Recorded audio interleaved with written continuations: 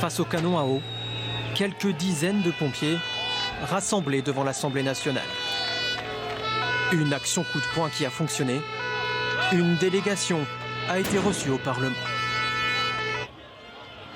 Plus tôt dans l'après-midi, les manifestants montaient sur la statue de la République pour faire entendre leur mécontentement.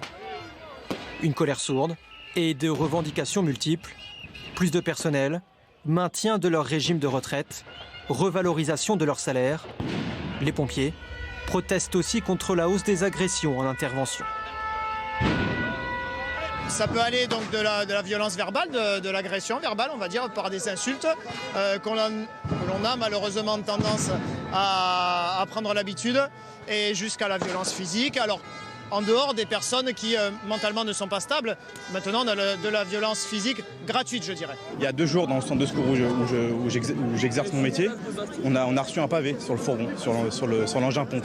On venait le secourir et il nous a agressé avec un marteau. Donc comme ça, gratuitement. Depuis le début de l'année, les pompiers ont subi près de 1300 agressions, physiques ou verbales. 312 ont été blessés, des chiffres en constante hausse depuis 2008.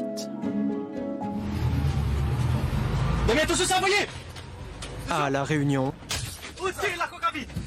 ou à Paris, pendant les manifestations de Gilets jaunes, les pompiers sont pris pour cible. Ils en ont même fait un hashtag et une vidéo il y a 2 ans. Touche pas à mon pompier. Geoffroy Henry, 27 ans, est devenu le triste symbole des violences rencontrées par les pompiers.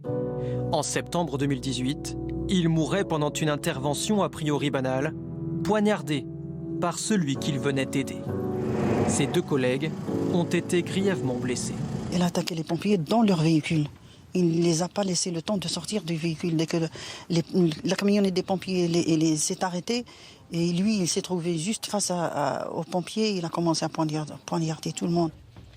Début septembre, Christophe Castaner a lancé des tests de matériel de protection pour les soldats du feu, des gilets pare-lames ou des caméras piétons censées faire baisser le nombre d'agressions.